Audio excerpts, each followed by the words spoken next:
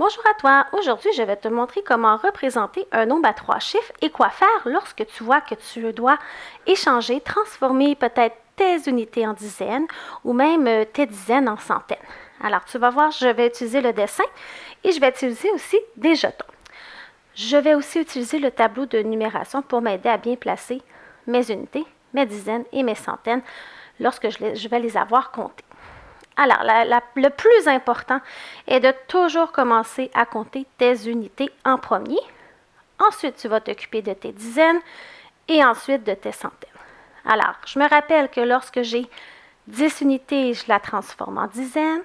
Si j'ai 10 dizaines, je la transforme en centaines. Alors, je commence avec les unités. Allons-y.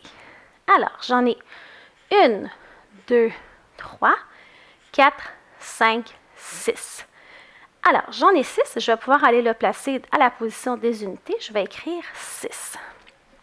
Je vais m'occuper maintenant de mes dizaines. Alors, j'en ai 1, 2, 3, 4, 5, 6, 7, 8, 9, 10. J'arrête là. Je vais les entourer puisque je peux les transformer en plaquettes de centaines. Ça prend 10 dizaines pour faire une centaine. C'est ce que j'ai ici dans mon dessin. Attention, je vois que j'ai encore des dizaines, donc je vais continuer à compter quand même. Alors, 1. Je vais pouvoir écrire 1 à la position des dizaines ici. Et maintenant, je vais aller m'occuper de mes centaines. Attention, il ne faut pas que j'oublie celle que je viens d'ajouter puisque j'ai dû transformer mes dizaines en centaines. Alors, il ne faut pas que je l'oublie quand je vais compter. Alors, j'y vais avec une centaine, 2 centaines. Donc, je vais pouvoir aller écrire 2 à la position des centaines. Alors, le nombre qui était représenté ici, c'est donc le nombre 216. Je te montre un autre exemple, mais avec des jetons. Parfois, tu as un tableau de numération avec des jetons à l'intérieur. Donc, chaque jeton ici, à la position des unités, représente une unité. Donc, j'ai une unité, une autre unité, une autre unité, ainsi de suite.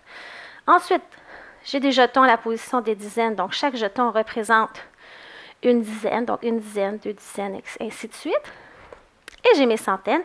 Donc, chaque jeton représente une centaine.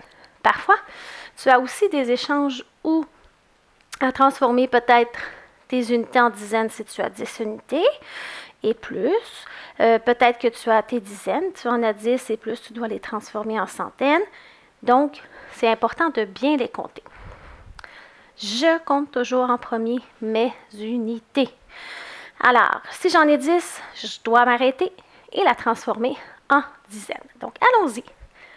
1, 2, 3, 4, 5, 6, 7, 8, 9, 10. Je m'arrête, je vais les entourer et je vais pouvoir la transformer en dizaines. Je vois que j'ai encore des unités, donc je vais aller continuer à compter. Peut-être que je peux faire une autre dizaine, on ne sait jamais. Alors, 1, 2, 3, 4, 5, 6. J'ai 6 unités, donc je vais pouvoir aller l'écrire dans mon nombre. Je me souviens, les unités sont à droite dans le nombre. Ensuite, je vais aller m'occuper de mes dizaines. Alors, je commence à compter. Si j'en ai 10, je vais pouvoir transformer mes dizaines en une centaine. 1, 2, 3, 4, 5, 6, 7, 8, 9, 10. Je m'arrête, je les entoure et je vais pouvoir transformer ces 10 dizaines-là en centaines. Je vais regarder, je vois d'autres dizaines, alors je vais aller compter. Une dizaine, 2 dizaines, 3 dizaines. Il ne faut pas que j'oublie celle que j'ai ajoutée tantôt. Alors, 3 à la position des dizaines. Je vais pouvoir aller maintenant m'occuper de mes centaines. Alors, je vais aller compter mes centaines. Une centaine, 2 centaines, 3 centaines. Alors, je vais placer 3 à la position des centaines. Alors, le nombre qui était représenté ici était le nombre 336. Alors, n'oublie pas de prendre le temps de commencer par tes unités. Si tu en as 10, tu dois les transformer en dizaines. Prends le temps de compter tes dizaines. Si tu en as 10, tu dois les transformer en centaines. Donc, n'oublie pas d'aimer ma publication et de t'abonner à ma chaîne YouTube.